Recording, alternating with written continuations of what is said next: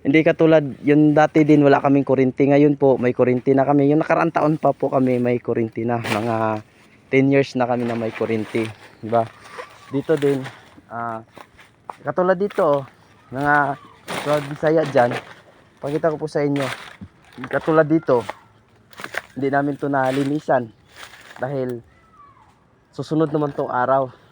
Katulad dito, kailangan siya lilinisan. Katulad dito, kailangan namin to puputulin dahil payat siya. Diba?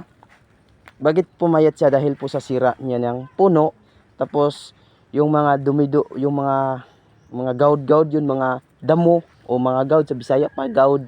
Sa mga Bisaya diyan, alam na ninyo yun. Yan, kailangan siya linisan katulad sa dito. Linis na yan.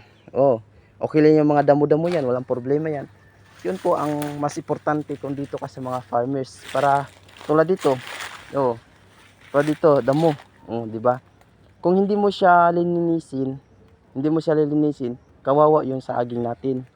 Kawawa naman siya, hindi siya lumaki. Lumaki naman siya pero piyatot, na ito po ang tinatawag nila sa Bisaya pabuntok. Yung mga sira ng yung laman niya, sira yung mga itim-itim. Kailangan natin din siya linisan. Tanggalin natin yung mga konti-konti, yung mga damo-damo diyan para hindi siya kumakalat, di ba? Tulad dito. Linis na siya, di ba? Nalinisan namin siya. Nalinisan namin ng tatay ko. Tapos dito, hindi lang po saging yung produkto namin dito, kundi lubipod, niyog o Bisaya pa sa niyog. Yung niyog po sa pag-alaga natin, kailangan po siyang linisan. Kung hindi po siya linisan, yan po ang hindi masyadong lumaki. Matagal siya laki. Laki naman siya pero matagal pa. Ilang years. Yung dito din, alagaan natin, babantayan natin yung saging or lubi o niyog sa Tagalog pa. Niyog, kailangan natin babantayan kasi yung iba dito, dami din nagpakain ng mga kabayo, mga baka, kalabaw. Yung kalabaw po dito bawal dito. Kasi po once kakainin nila yung saging, matagal po siya tumubo, bumalik naman siya sa dati. Bumaba naman siya, back to normal naman tayo. Yung lubi naman, alagaan natin yan kasi kung kakainin naman siya sa mga kambing or kalabaw or kabayo o kahit ano pong mananap dito, kung kakainin naman siya, bumalik naman tayo sa dati. Hindi naman siya lumaki, hindi katulad dito. Yung mga dyan sa mga kabila doon, hindi katulad yan. Kailangan siya alagaan mabuti, babantayan, titingnan o inspection. Titingnan namin dito, inspection. Titingnan namin yung may kalabaw ba, may baka ba nagtigoy dito. Pero sa amin wala naman problema, basta babantayan lang nila yung saging na para hindi kakainin sa mga hayop, kambing, kalabaw, baka, kabayo. Lahat po dito po nilagyan nilang yung kabal. Baka, diba, masira naman talaga siya.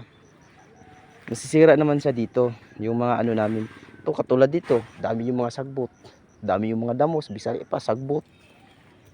Dito kasi kami lang tatay nag ano dito, nagpinuputol namin yung mga damo. Kasi yung kapatid ko wala kaming sanggot. Yung ginagamit namin sanggot, to sa Bisaya pa sanggot. Ito ng tatay ko. Yan ginagawa ng tatay ko, di ba? Tapos naman diyan, kumuha naman yung tatay ko ng puso ng saging para hindi siya tumaas. Ito sanggot namin. Kailangan siya dito kasi wala nito, mahirap ka naman. Yung sundang lang gagamitin mo. Tapos gagamitin mo to para sa pag ganun mo sa sagbot. Ganun. Ito. Tapos ito naman ang importante sa amin. Tapos yung pinaka-importante namin, tubig. Kung siyempre mauhaw kami, iinom kami diyan. Tapos yung damit ng tatay ko, yan, di ba? I-explain ko na sa inyo. Maraming salamat po. Sana po susuportahan niyo po ang aking mga vlog ng tatay ko, kasama ng tatay ko diyan. Ito, papalo po niyo yung tatay ko. Ito po yung tatay ko. Ako po ang pinaka mahilig mag-video. Siyempre vlog ko po to. Maraming salamat po sa lahat na solid supporter ko. Sana ipapalo niyo, i-subscribe niyo ang aking mga video. Top rock po ang doorbell para alert kayo sa aking vlog. God bless, thank you very much.